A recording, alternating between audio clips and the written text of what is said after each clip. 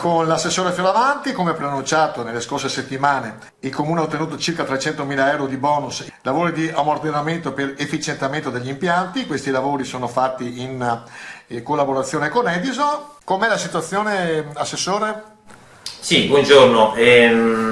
Certo, i lavori sono cominciati, avevamo come detto precedentemente un cronoprogramma già stabilito con Edison di lavori, legato un po' alle urgenze.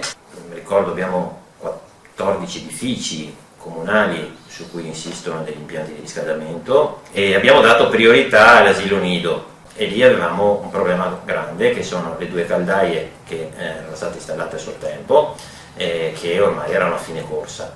Come preannunciato, venerdì scorso sono cominciati i lavori, primo passo questo, sono previsti a breve altri interventi e pian pianino, però nell'ottica di qualche mese al massimo, andremo a sistemare tutte le grandi criticità degli impianti di riscaldamento degli edifici comunali, chiaramente con priorità alle scuole e chiaramente quando interverremo sulle altre scuole l'obiettivo è quello di non creare disagi e quindi di fare in modo di intervenire senza interrompere le lezioni.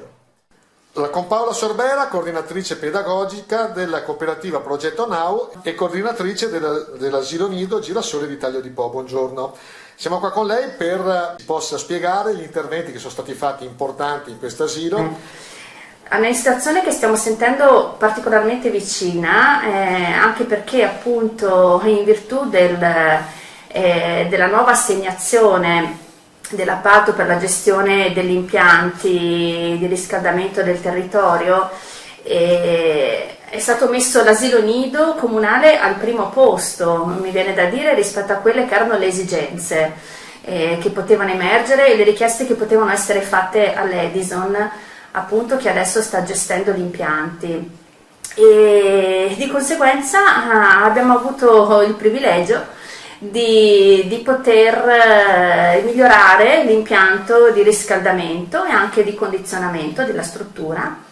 Quindi adesso abbiamo un sistema assolutamente più efficiente rispetto a quello che avevamo fino appunto a poco tempo fa, e il fatto di dover fare lavori in questo momento e quindi inevitabilmente abbiamo anche dovuto chiudere il servizio per 3 giorni e ci rendiamo conto che è stato un piccolo grande disagio per le famiglie, però ne è valsa assolutamente la pena, perché adesso la qualità del comfort proprio ambientale che i bambini possono sentire all'interno del servizio è nettamente migliorata, insomma, rispetto a quello che potevamo vivere prima.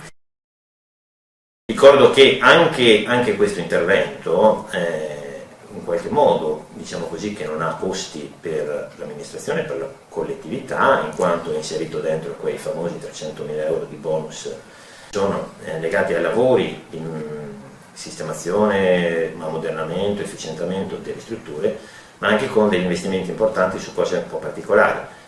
Verranno fatti un paio di impianti fotovoltaici, sempre sulle strutture comunali per ridurre i costi e gli impatti ambientali, un impianto termico, ci sarà la creazione di uno sportello energia per il cittadino che permetta di rivolgersi gratuitamente per fare questa informazione. C'è previsto già e finanziato un programma legato al risparmio energetico di sensibilizzazione con le scuole, quindi in realtà è un pacchetto che non riguarda solo lavori ma riguarda anche tante cose utili, importanti e che vanno in un'ottica di sostenibilità come la intendiamo noi, quindi sia economica che ambientale.